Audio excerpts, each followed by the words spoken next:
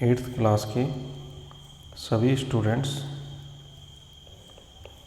आज जो चैप्टर्स हम कवर करेंगे क्वेश्चन आंसर्स में वो है आपके 14, 15, 16, 17 एंड 18। यानी आज आपके 5 चैप्टर में कंप्लीट करा दूंगा आपके।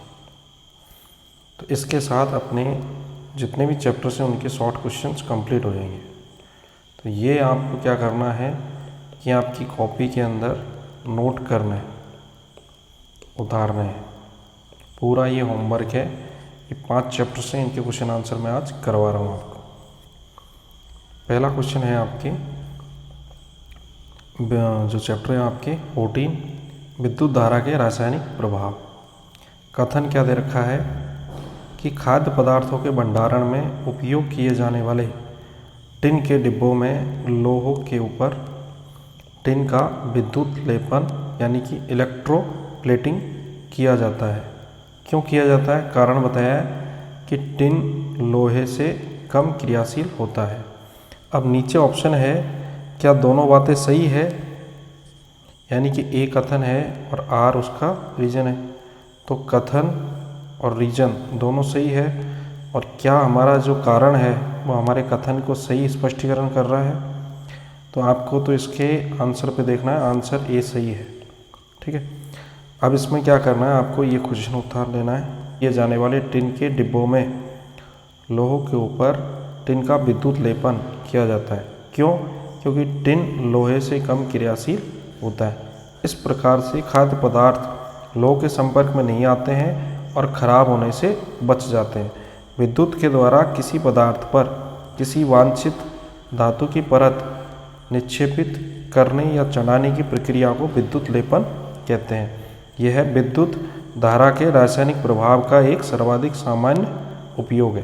तो ये इसका पूरा आंसर तुम्हें लिखना है। क्वेश्चन यही है, ठीक है, और आंसर तुम्हें ये लिखना है।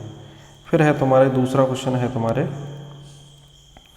कथन दे रखा है कि पुलों तथा स्वचालित वाहनों को प्रबल बनाने के लिए उपयोग में लाए गए लोहे में संचारित यानी संचारित होने या जंग लगने की प्रवृत्ति होती है। कारण क्या है इसका? कि संचारण यानी कि लोहे का टूटना बार बार, या जंग लगने से बचाने के लिए लोहों पर विद्युत लेपन के द्वारा जिंक की परत निक्षेपित की जाती है, यानी जिंक की परत चढ़ाई जाती है। तथा स्वचालित वाहनों को प्रबल बनाने के लिए लोहे का उपयोग किया जाता है।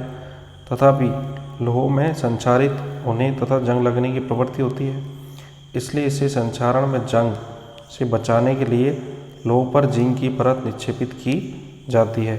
अब विद्युत लेपन की इस प्रक्रिया से दैनिक जीवन में अनेक उपकरण तैयार होते हैं, जैसे उदाहरण के लिए कार के कुछ पुर्जे या बाथरूम के नल की ठोटी, गैस बर्नर, साइकिल का हैंडल, पहियों के रिम आदि पर क्रोमियम का लेपन किया जाता है। यह चमकदार दिखता है तथा संचारित नहीं होता। तो ये दोनों आपको आंसर से लिखने हैं क्वेश्चन से। फिर है आपके क्वेश्चन नंबर 3 कि निम्नलिखित कथनों पर विचार करिए। नमक में घुला हुआ जल विद्युत का सुचालक होता है, बिल्कुल सही है। आसुत जल विद्युत का एक चालक है। तीसरा है आपके कि पेयजल में खनिज लवणों की अल्प मात्रा प्राकृतिक रूप से विद्यमान होती है, इसलिए ये विद्युत का सुचालक होता है। तो देखो, कथन फर्स्ट एंड थर्ड ये दोनों तो क्या है तुम्हारे सही है, और इसमें पूछा गया कि असत्य कथन का चयन कीजिए, यानी कथन 2 गलत है। तो राइट आंसर हो गया सी, यानी कथन 1 और 3 तो सत्य है और 2 क्या है? असत्य है। क्योंकि आसूत जल के अंदर कोई भी खनिज लवण अनुपस्थित होते ही नहीं है, जिसके कारण वो विद्युत का चालन नहीं कर सकता। फिर है आपके एलईडी से और सीएफएल से रिलेटेड क्वेश्चन है कि प्रकाश उत्सर्जक डायोड एलईडी ऊर्जा की कम खपत करते हैं। बिल्कुल बात सही है, और हमें किस कथन का चुनाव करना है? असत्य का। तो ये तो सत्य, ये हमारा आंसर नहीं है। अब है आपके फ्लोरोसेंट ट्यूब यानी प्रदीप्ति नलिका प्रकाश उत्सर्जक डायोड की तुलना में ऊर्जा ज़्यादा खपत करते हैं। ये सही है, ट्यूबलाइट ज़्यादा खर्च करती है आपकी। फिर CFL प्रकाश उत्सर्जक डायोड से ज़्यादा ऊर्जा की खपत करते हैं। ये ज़्यादा ऊर्जा की खपत करते हैं, परंतु ये पर्यावरण के लिए खतरनाक नहीं है। ये खतरनाक तो है। फिर CFL प्रदीप्ति नलिका ट्यूबलाइट से ज़्यादा ऊर्जा की खपत करते हैं, नहीं, ये CFL कम करते हैं और ट्यूबलाइट ज़्यादा करती है। तो ये दोनों कथन क्या है, गलत है। तो राइट आंसर हो जाएगा आपके C। देख लेते हैं। CFL प्रकाश उत्सर्जक डायोड LED से ज़्यादा ऊर्जा की खपत करते हैं, ठीक है। साथ ही इसमें पारा होने के कारण ही पर्यावरण को नुकसान पहुंचाते हैं, बिल्कुल सही है। CFL ट्यूबलाइट से कम ऊर्जा की खपत करते हैं, इसलिए कथन 4 भी गलत है। चैप्टर 15 प्राकृतिक परिघटना। आवेश तथा उसकी विशेषताओं के संदर्भ में निम्नलिखित में से कौन सा कथन सही नहीं है। सजातीय यानी एक ही प्रकार के आवेश एक दूसरे को आकर्षित करते हैं। एक ही प्रकार के आवेश एक दूसरे को आकर्षित नहीं करते, प्रतिकर्षित करते हैं। वस्तुओं को रगड़ने पर उत्पन्न विद्युत आवेश स्थितिक होते हैं। जब आवेशित गति यानी आवेश गति करते हैं तो विद्युत धारा उत्पन्न होती है, ये बात सही है। भू संपर्क यानी कि अर्थिंग के द्वारा किसी आवेशित वस्तु से आवेश को पृथ्वी पर भेजा जाता है। तो केवल आपके असत्य कथन यानी कि जो सही नहीं है वो केवल ए है, बाकी तीनों बातें क्या है, सही है। कथन ए गलत क्यों है, क्योंकि सजातीय जो आवेश हैं वो एक दूसरे से आकर्षित नहीं होते, क्या होते हैं, प्रतिकर्षित होते हैं। जबकि विजातीय विभिन्न प्रकार के यानी कि प्लस और माइनस, ये दोनों क्या होंगे, आकर्षित, और प्लस और माइनस आपस में क्या होंगे, प्रतिकर्षित। वस्तुओं को रगड़ने पर, अन्य वस्तुओं से रगड़ने पर आवेश उत्पन्न होता है। ऐसे आवेश को स्थितिक आवेश या मान्यता अनुसार रेशम से रगड़ने पर कांच की छड़ के द्वारा अर्जित आवेश को धनावेश कहते हैं। अन्य प्रकार के आवेशों को ऋणावेश कहते हैं। जब आवेशित गति यानी जब आवेश गति करता है तो विद्युत धारा बनती है। किसी परिपथ में प्रवाहित होने वाली विद्युत धारा कुछ नहीं वरन आवेशों का प्रवाह ही है। विद्युत आवेश को किसी आवेशित वस्तु से अन्य वस्तु में धात्विक चालक के द्वारा भेजा जाता है। किसी आवेशित वस्तु से आवेश को पृथ्वी में भेजने की प्रक्रिया को भू संपर्क या अर्थिंग कहते हैं। अब है कि तड़ित यानी कि लाइटिंग के संदर्भ में कौन से कथन सही है, क्या है, इन पर विचार करना है हमें।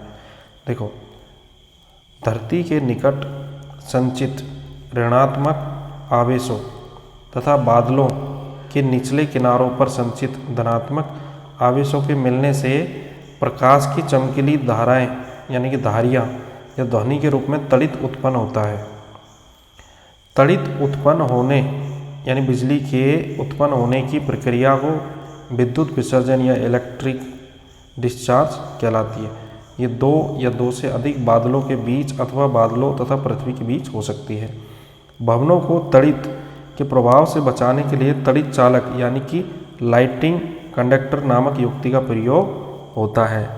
अब इसमें से आपको ये देखना है कि इनमें से कौन सा कथन सही है। तो केवल बी कथन सही है, बाकी कथनों को देखते हैं कि बाकी कथन गलत क्यों है। देखो, गरजने वाले तूफानों के बनते समय वायु की धाराएं ऊपर की ओर जाती है जबकि जल की बूंदें नीचे की ओर आती है।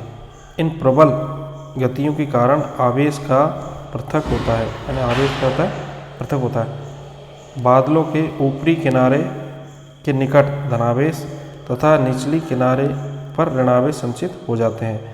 धरती के निकट भी धनावेश का संचय होता है जबकि आवेशों का परिणाम अत्यधिक हो जाता है। तो वायु जो विद्युत आवेशों के प्रवाह को रोक नहीं सकती, परिणाम स्वरूप ऋणात्मक तथा धनात्मक आवेश मिलते हैं और प्रकाश की चमकीली धारियां अथवा ध्वनि उत्पन्न होती है। इन्हें हम तड़ित के रूप में देखते हैं, अतः कथन एक गलत है। ठीक है, कथन दो सही क्यों है, क्योंकि तड़ित उत्पन्न होने की प्रक्रिया को विद्युत विसर्जन इलेक्ट्रिकल डिस्चार्ज कहते हैं। यह प्रक्रिया दो से अधिक बादलों के बीच अथवा बादल तथा पृथ्वी के बीच हो सकती है। भवनों को तड़ित के प्रभाव से बचाने के लिए तड़ित चालक नामक युक्ति का प्रयोग होता है। इस युक्ति में भवन निर्माण के समय दीवारों में उस भवन की ऊंचाई से अधिक लंबाई की धातु की छड़ स्थापित कर दी जाती है। इस छड़ का एक सिरा वायु में खुला रख दिया जाता है तथा दूसरा सिरा जमीन में काफ़ी गहराई तक दबा दिया जाता है धातु की छड़ विद्युत आवेश को जमीन तक पहुंचाने के लिए एक सरल पथ प्रदान करती है। क्वेश्चन नंबर 3 है कि पृथ्वी कई परतों में बटी हुई है, इनमें से कौन सी परत भूसंबंध के लिए उत्तरदायी है? तो वो है आपके भूपर्टी। पृथ्वी के भीतर सबसे ऊपर जो सतह है में गड़बड़ के कारण भूस्पंद यानी टर्मर्स आते हैं। पृथ्वी की इस परत को भूपर्टी या क्रस्ट कहते हैं। पृथ्वी की यह परत एक खंड के रूप में नहीं, यह टुकड़ों में विभाजित है। प्रत्येक टुकड़े को प्लेट कहते हैं। ये प्लेट निरंतर गति करती रहती है। जब एक दूसरे से रगड़ खाती है अथवा टक्कर के कारण एक प्लेट दूसरी प्लेट के नीचे चली जाती है, तो इसके कारण भूपर्टी में विक्षोभ उत्पन्न होता है। यही विक्षोभ पृथ्वी की सतह पर भूकंप के रूप में दिखाई देता है। भूस्पंद पृथ्वी की सतह पर तरंगे उत्पन्न करते हैं। इन तरंगों को भूकंपी तरंगे कहते हैं। इन तरंगों को भूकंपी लेख या सिस्मोग्राफ नामक उपकरण के द्वारा रिकॉर्ड किया जाता है। अब मैं आपके भूकंप के संदर्भ में कौन से कथन हैं उन पर विचार कीजिए और कौन सा कथन सही है। भूकंप प्लेटों की गतियों के कारण, भूकंप पृथ्वी की प्लेटों की गतियों के कारण उत्पन्न होते हैं। प्लेटों की सीमा यानी बाउंड्रीज, प्लेटों का दुर्बल क्षेत्र वीक जोन होती है, अतः वहाँ भूकंप आने की संभावना अधिक होती है। कश्मीर और कच्छ का रण भारत के अति भूकंप आशंकित क्षेत्र है, यानी यहाँ भूकंप आने की संभावना ज़्यादा है। तो देखते हैं क्या है इसका राइट आंसर। यह है सी। दोनों कथन सही है। भूकंप प्लेटों की गति के कारण उत्पन्न होते हैं।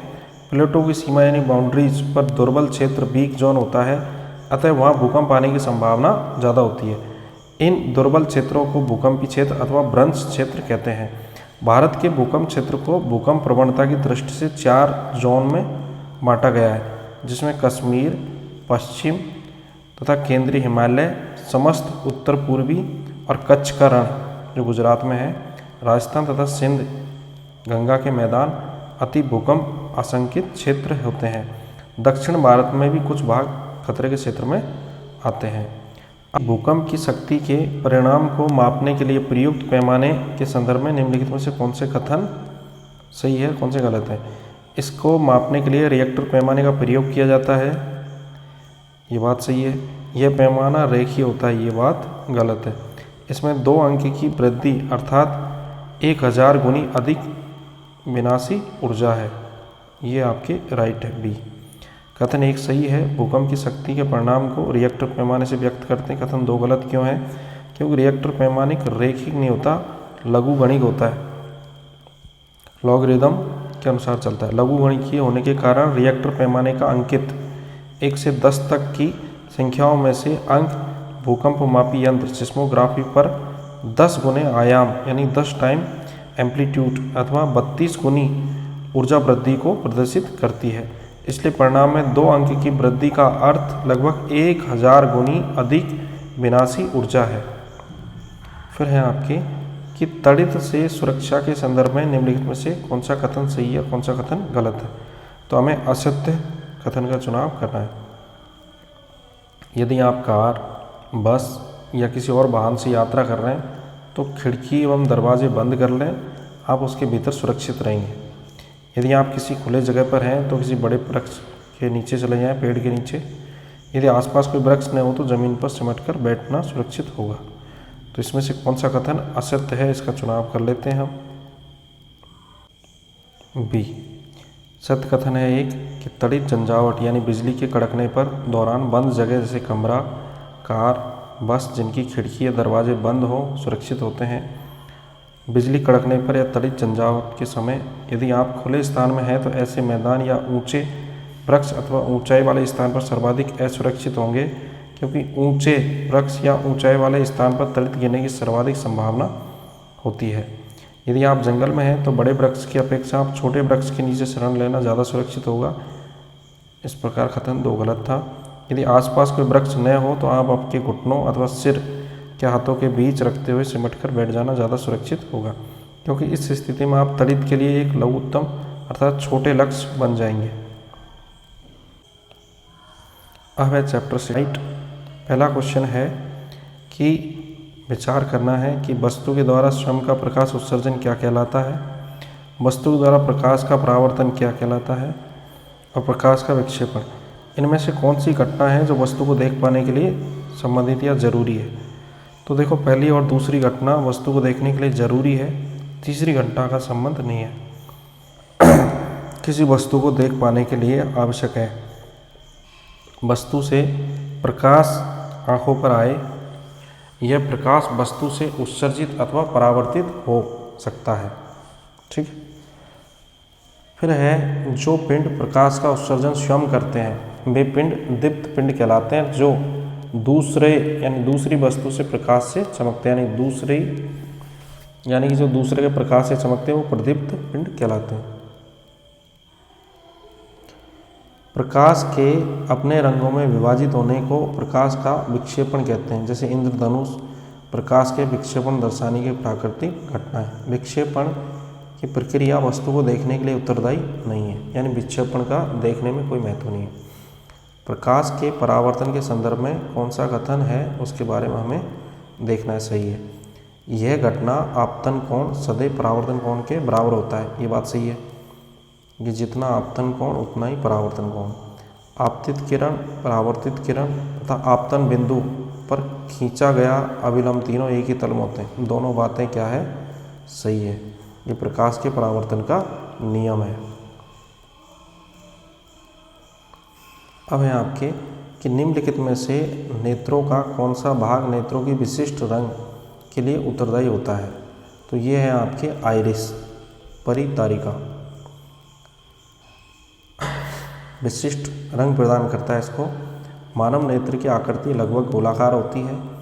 नेत्र का बाहरी आवरण सफ़ेद होता है या कठोर होता है, जो नेत्र के आंतरिक भागों की सुरक्षा करता है।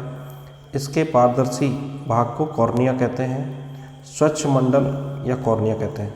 कॉर्निया के पीछे एक गहरे रंग की संरचना होती है जिसे आइरिस या परितारिका कहते हैं। आइरिस या परितारिका नेत्र में प्रवेश करने वाले प्रकाश की मात्रा को द्वार होता है, जिसे प्यूपिल या पुतली कहते हैं। पुतली के पीछे एक लेंस होता है जो केंद्र पर मोटा और किनारों पर पतला, तो वो उत्तर लेंस होता है हमारी आँख में।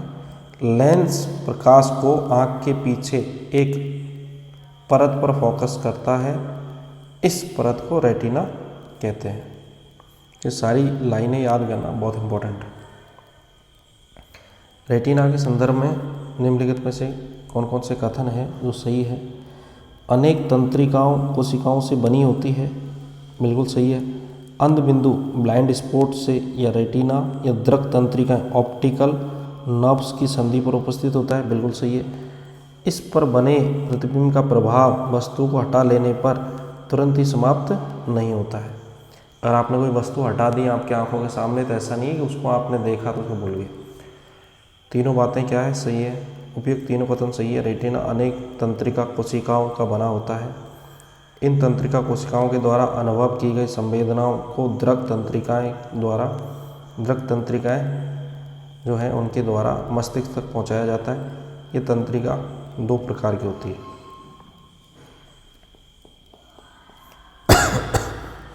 पहली है शंकु कॉन्स, जो कि तीव्र प्रकाश के लिए सुग्राही होती है तथा रंगों यानी वर्णों की सूचना भेजती है। और दूसरी है शलाकाएं रॉड्स, जो कि मंद प्रकाश के लिए सुग्राही होती है। दृक तंत्रिकाएं तथा रेटिना की संधि पर कोई तंत्रिका कोशिका होती है, तंत्रिका कोशिका नहीं होती, इसे अंध बिंदु कहते हैं। रेटिना पर बनने वाले प्रतिबिंब का प्रभाव वस्तु को हटा लेने पर तुरंत ही समाप्त नहीं होता। ये लगभग सेकंड यानी 1/16 सेकंड तक बना रहता है। इसलिए यदि नेत्र पर प्रति सेकंड 16 या इससे अधिक दर पर किसी गतिशील वस्तु का स्थिर प्रतिबिंब बने तो नेत्र वह वस्तु चलचित्र की भांति चलती फिरती अनुभव होगी। मानव नेत्र के संदर्भ में निम्नलिखित कथनों पर विचार कीजिए। सामान्य नेत्र दूर रखी वस्तुओं के साथ साथ निकट की वस्तुओं को स्पष्ट देख सकता है। वह न्यूनतम दूरी जिस पर नेत्र वस्तुओं को स्पष्ट देखता है आयु के साथ साथ परिवर्तित होती है। मोतियाबिंद नेत्र का लेंस धुंधला हो जाने के कारण होता है।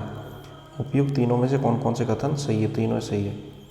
वह न्यूनतम दूरी जिस पर नेत्र वस्तुओं को स्पष्ट देख सकता है आयु के साथ परिवर्तित होती है। सामान्य नेत्र के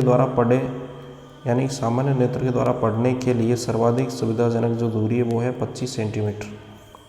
मोतियाबिंद वृद्धावस्था में नेत्र के लेंस को धुंधला हो जाने के कारण होता है। इसकी चिकित्सा प्रक्रिया के द्वारा चिकित्सक के द्वारा अपारदर्शी लेंस को हटाकर एक नया कृत्रिम लेंस यानी आर्टिफिशियल। देखो ये क्वेश्चन है आपके क्वेश्चन 6 कि ब्रेल सिस्टम निम्नलिखित में से किससे संबंधित है। तो ब्रेल सिस्टम क्या है कि अंधे व्यक्तियों से रिलेटेड है। विजुअल जो चैलेंज्ड व्यक्ति हैं उनके लिए होता है ये, क्योंकि लुई ब्रेल ने इसको बनाया था, जो कि खुद क्या है एक अंधे व्यक्ति थे, विजुअली चैलेंज थे। उन्होंने क्या किया, एक डॉट पैटर्न बनाया जिसमें 63 यानी कि 63 डॉट बनाए उन्होंने, पैटर्न और छाप, जिनको हाथ लगा के वो समझ पाते कि भाई क्या है ये। फिर है आपके क्वेश्चन नंबर 7 कि जंतुओं के नेत्र विभिन्न आकृति के होते हैं तथा विभिन्न विशेषताओं को रखते हैं। अब इनके बारे में कुछ बातें बताई गई है। जैसे पहली बात है कि केकड़े के नेत्र बहुत छोटे होते हैं परंतु वो चारों ओर देख सकता है। इसी प्रकार से तितली के नेत्र बड़े होते हैं परंतु सहस्त्रों छोटे नेत्रों से मिलकर बने होते हैं, ऐसे प्रतीत लगता है। और उल्लू के नेत्र में बड़ा कॉर्निया व बड़ी पुतली होती है ताकि नेत्र प्रकाश को ज़्यादा से ज़्यादा आँखों में प्रवेश करवाए। तो तीनों ही बातें क्या है, सही हैं आपकी। तो केकड़े के नेत्र बहुत छोटे होते हैं परंतु इनके द्वारा चारों ओर देखा जा सकता है। फिर है कि तितली के नेत्र बड़े होते हैं जो कि सहस्त्रों यानी बहुत सारे छोटे नेत्रों से मिलकर बने प्रतीत होते हैं। ये केवल सामने में पास और नहीं बल्कि पीछे भी देख सकती है। फिर है उल्लू के नेत्र का बड़ा कॉर्निया, बड़ी पुतली, ताकि नेत्र में अधिक प्रकाश प्रवेश करे। इसके साथ साथ रेटिना में बड़ी संख्या में शलाखाएँ होती हैं। शलाखाएँ क्या, कम प्रकाश में देखने को काम देती है, जो कि केवल कुछ शंकु होते हैं इसके आँख में, जिसके कारण उल्लू रात को भलीभांति देखता है पर दिन को नहीं दिखता इसको। इसके विपरीत पक्षियों में क्या है कि शंकु बड़ी होती है, तो शंकु ज़्यादा होती है, शलाखाएँ होती कम, तो वो दिन में आराम से देख पाते हैं। तो ये आपके यहाँ तक खत्म हो। अब है आपके चैप्टर 17 तारे एवं हमारा सौरमंडल। देखो पहला क्वेश्चन इसमें कि चंद्रमा के संदर्भ में निम्नलिखित में से जो कथन दिए गए हैं उन पे आपको विचार करना है कि कौन कौन से कथन सत्य और कौन से असत्य हैं। तो पहला है कि यह पृथ्वी की परिक्रमा पूरी करने में अपने अक्ष पर एक घूर्णन पूरा करता है, यानी कि पृथ्वी की परिक्रमा पूरी करने में ये अपने अक्ष पे एक चक्कर पूरा करता है। ये कथन बिल्कुल क्या है, सत्य है। इसकी पूर्ण चक्रिका वाला दिन पूर्णिमा कहलाता है। एक पूर्णिमा से दूसरी पूर्णिमा तक की अवधि 29 दिन से कुछ कम होती है। दूसरा कथन क्या है, असत्य है। इसका राइट आंसर होगा कि चंद्रमा पृथ्वी की एक परिक्रमा पूरी करने में अपने अक्ष पर एक घूर्णन पूरा करता है।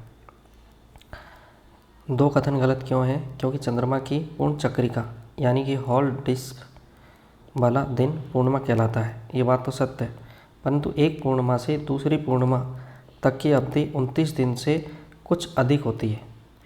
बहुत से कैलेंडरों में इसकी अवधि को एक माह कहते हैं। पूर्णिमा के पश्चात प्रत्येक रात्रि को चंद्रमा का चमकीला भाग घटता चला जाता है, क्योंकि चंद्रमा को अपना प्रकाश नहीं होता, क्योंकि चंद्रमा का खुद का अपना प्रकाश नहीं होता। हमें उसका वही भाग दिखाई देता है जिस भाग से सूर्य का परावर्तन होता है, यानी सूर्य परावर्तित होता है, प्रकाश हम तक पहुंचता है। पूर्णिमा के 15वें दिन चंद्रमा दिखाई नहीं देता। इस दिन को अमावस्या कहते हैं। अमावस्या के अगले दिन जब चंद्रमा एक छोटा सा भाग आकाश में दिखता है, वह वाल चंद्र यानी कि न्यू मून डे कहलाता है। 21 जून 1969 को अमेरिका के अंतरिक्ष यात्री नील आर्मस्ट्रॉन्ग ने सबसे पहले चंद्रमा पर अपने कदम रखे थे। उनके बाद एडविन एल्ड्रिन चंद्रमा पे उतरे थे। कि तारों के संदर्भ में कौन सा कथन आपके सही है। तो पहला कथन है कि तारे सूर्यास्त होते ही पूरब में उदित होते हैं तथा सूर्यास्त से पहले पश्चिम में अस्त हो जाते हैं। ऐसा नहीं है, तारे क्या करते हैं कि पूरब से पश्चिम इनकी गति होती है। तारे पूरब से पश्चिम की ओर गति करते हुए प्रतीत होते हैं। दूसरा है कि तारों के बीच की दूरी को प्रकाश वर्ष में व्यक्त करते हैं। ये बात तो सही है, राइट आंसर होगा आपके बी। पहला गलत क्यों है? क्योंकि तारे दिन के समय भी आकाश में होते हैं, यद्यपि उस समय सूर्य के प्रकाश के कारण ये दिखाई नहीं देते। पृथ्वी के घूर्णन के कारण तारे पूरब से पश्चिम की ओर गति करते हुए प्रतीत होते हैं। अब ये बात नहीं है कि तारे पूरब में उगते हैं और पश्चिम में छिप जाते हैं, ऐसा नहीं है, ठीक है। दूसरा है कि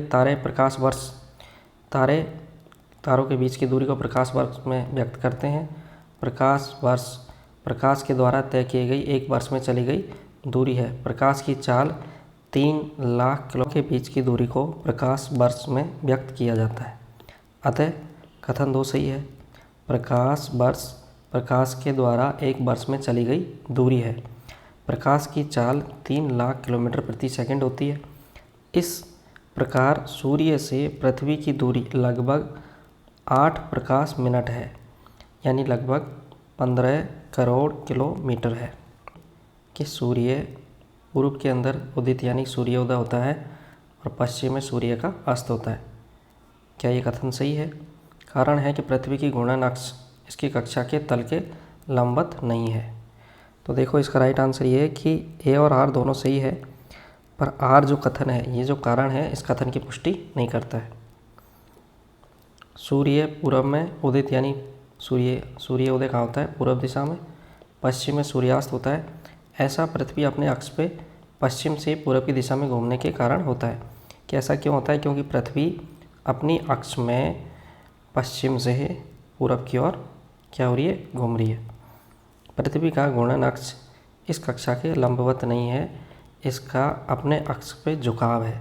यानी पृथ्वी इस तरीके से सीधी नहीं है, पृथ्वी का इस तरीके से झुकाव है, इस तरीके से नहीं है। पृथ्वी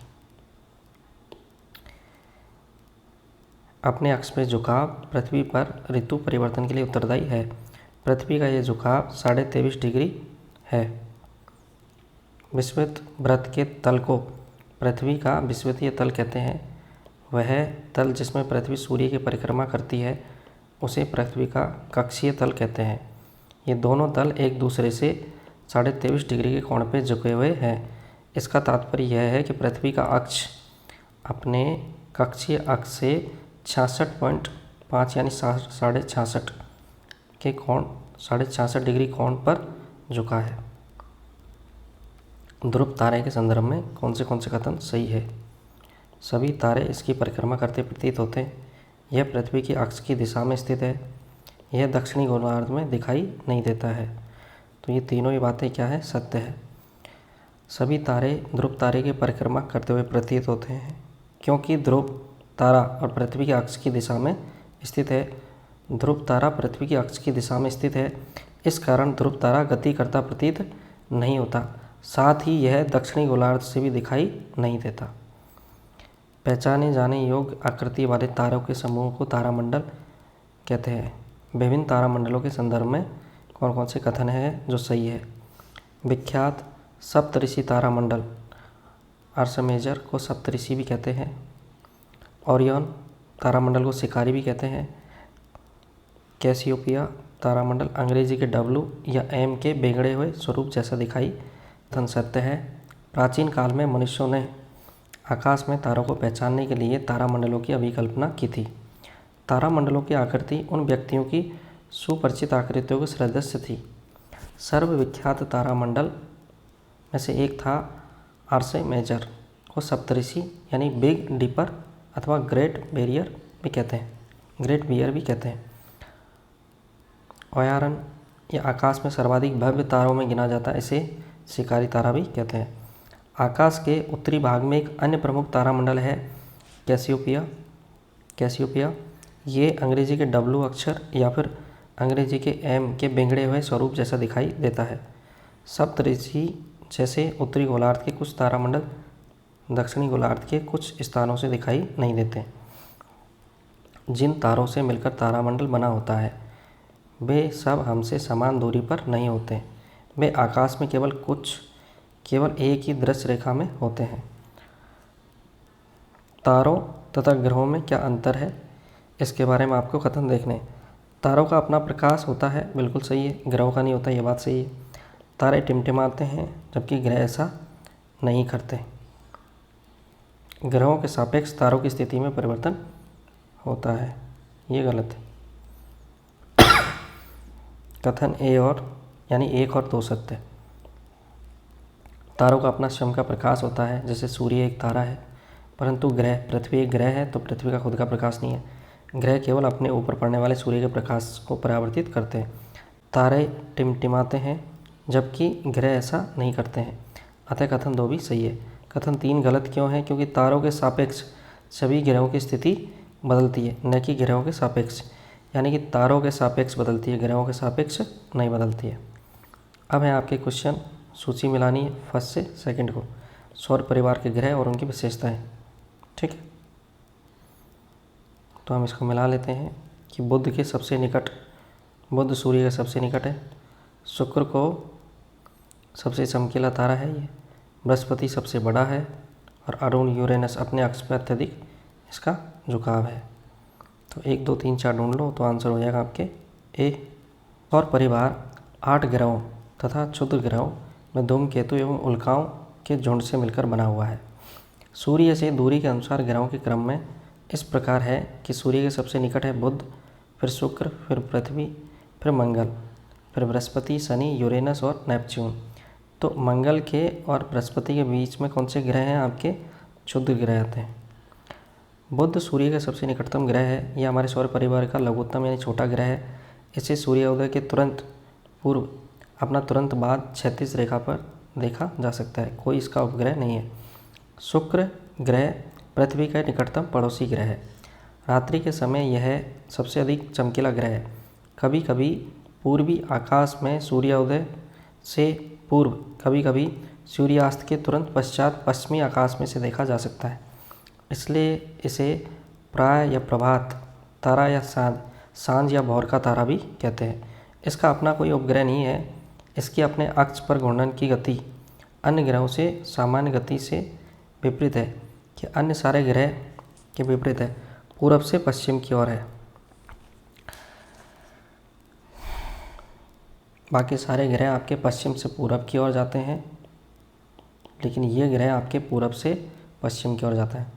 बृहस्पति सौर ग्रह का सबसे बड़ा ग्रह है, इतना बड़ा कि लगभग 1300 पृथ्वी इस ग्रह के भीतर जा सकती है। इसका द्रव्यमान पृथ्वी के द्रव्यमान के लगभग 318 गुना ज़्यादा है।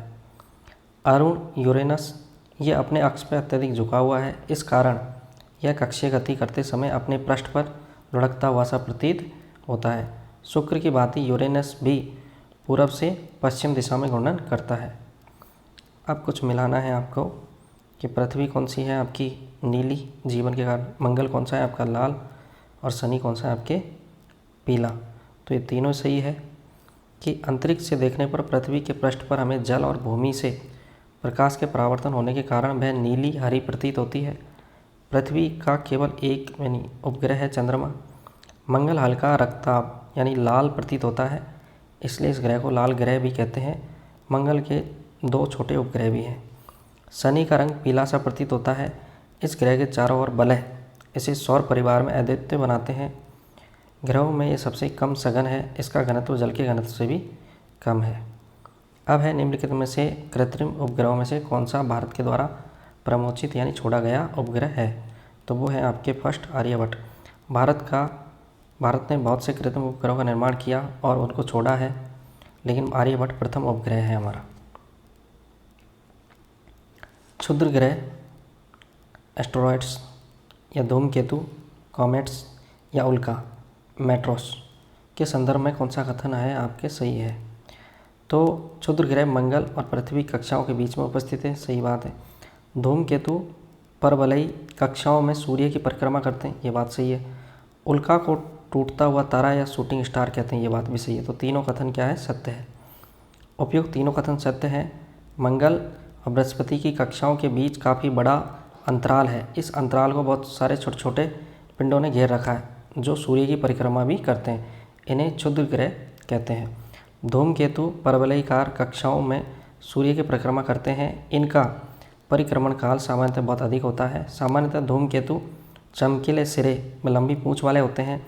जैसे जैसे कोई धूमकेतु सूर्य के समीप आता है, इसकी पूंछ का आकार बढ़ जाता है। किसी धूमकेतु की पूंछ सदैव ही सूर्य के परे होती है। कभी कभी आकाश में एक चमकीली सी धारी दिखाई देती है जिसे हम टूटता हुआ तारा या शूटिंग स्टार कहते हैं, परंतु ये तारा नहीं होता, इसे उल्का कहते हैं। उल्का सामान्यतः छोटे पिंड होते हैं जो यदा कदा पृथ्वी के वायुमंडल में प्रवेश कर जाते हैं। वायुमंडलीय घर्षण के कारण तप्त होकर यानी गर्म होकर जल उठते हैं तथा चमक के साथ शीघ्र ही वाष्पित हो जाते हैं। कुछ उल्काएं आकार में बड़ी होने के कारण पूर्णतः वाष्पित होने से पूर्व पृथ्वी पर पहुंच जाती है। ऐसा पिंड जो पृथ्वी पर पहुंचता है उसे उल्का पिंड मेटेरियोट्स कहते हैं। फिर है आपके क्वेश्चन नंबर 11 कि सूर्य पृथ्वी का निकटतम तारा है। सूर्य के पश्चात दूसरा निकटतम तारा कौन सा है? तो वो है आपके अल्फा सेंटोरी। सीरियस आकाश में सबसे अधिक चमकीला तारा है जो ओरियन तारामंडल के निकट दिखाई देता है। ध्रुव तारा एक ऐसा तारा है जो कि पृथ्वी की अक्ष की दिशा में स्थित है। यह अत्यधिक चमकीला नहीं है। इसे सप्तऋषि तारामंडल की सहायता से आसानी से पहचाना जा सकता है। अल्फा सेंटोरी 3 तारों से मिलकर बना पृथ्वी का दूसरा निकटतम तारा तंत्र है। ये 3 है इसके अंदर, alpha Centauri A, B and C, जिसे प्रॉक्सिमा सेंटोरी भी कहते हैं। इसमें अल्फा सेंटोरी ए और बी चमकीले हैं जबकि प्रॉक्सिमा सेंटोरी कम चमकीला तारा है। इन तीनों तारों को प्रॉक्सिमा सेंटोरी पृथ्वी के सबसे निकट है। ये तीनों सामान्यतः देखने पर एक जैसे दिखाई देते हैं तथा मिलकर सीरियस या कैनोपस के बाद तीसरा सबसे बड़ा चमकीला तारा बनाते हैं।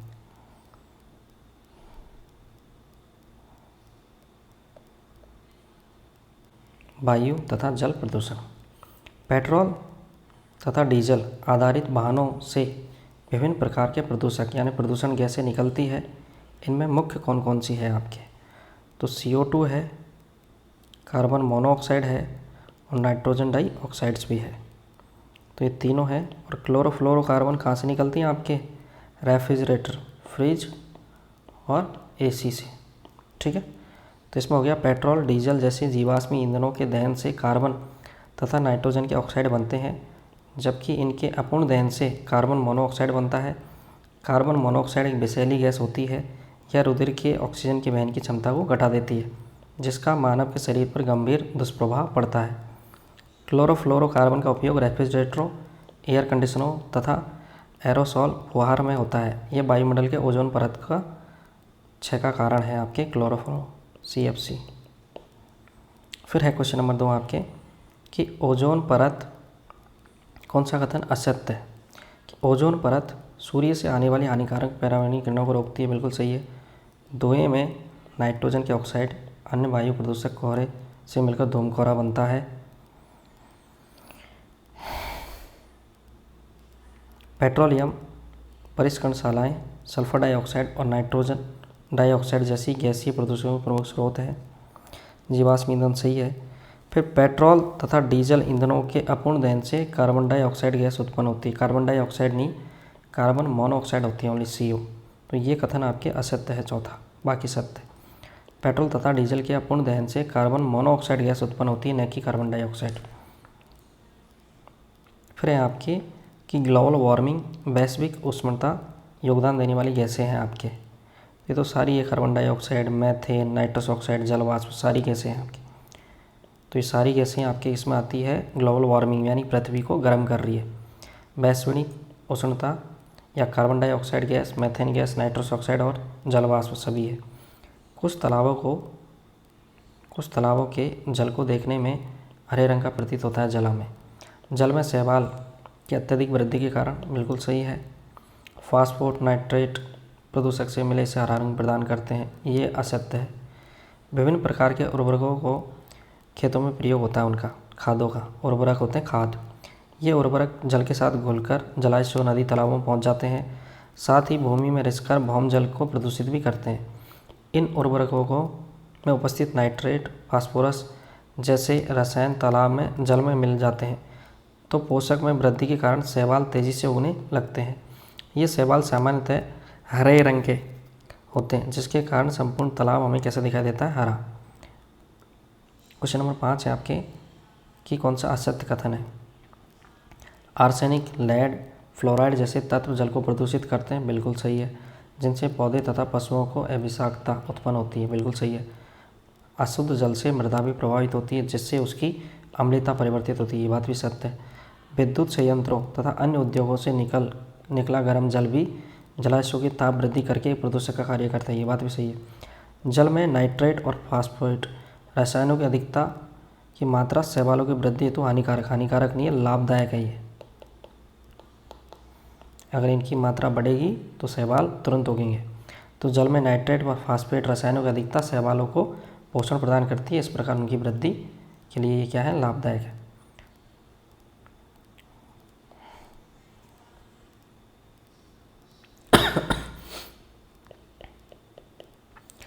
देखो 8th क्लास के सारे स्टूडेंट्स, जो क्वेश्चंस मैंने अभी लास्ट तुम्हें करवाए हैं चैप्टर 14 से लेकर चैप्टर 18, टोटल तुम्हें 5 चैप्टर के क्वेश्चंस मैंने करवाए हैं।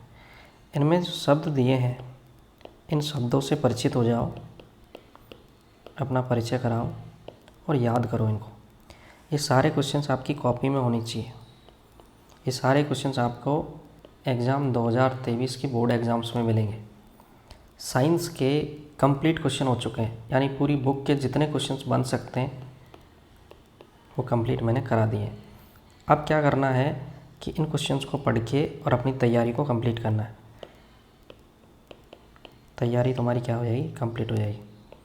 अब देखो, एक जो 200 क्वेश्चंस मैंने तुम्हें करवाए हैं वो याद कर लो।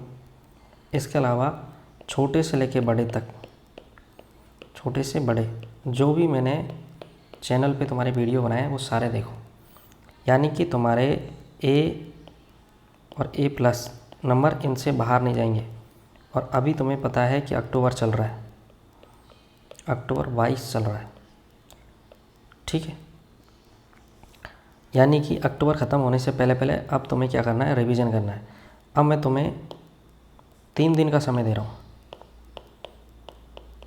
यानी कि ये वीडियो तुम्हें आज मिला है 6 तारीख को, 6/10 को, ठीक है। ये वीडियो मैं चेक करूँगा तुमसे लिखा हुआ 9/10 को विथ याद भी करना है। तो 6 तारीख को मैं इसे डाल रहा हूँ यूट्यूब पे और 9/10 को मैं सुबह तुम्हारी कॉपी चेक करूँगा, यानी कि 6 तारीख मिल गई, 7 मिल गई, 8 और 9 को मैं क्या करूँगा? चेक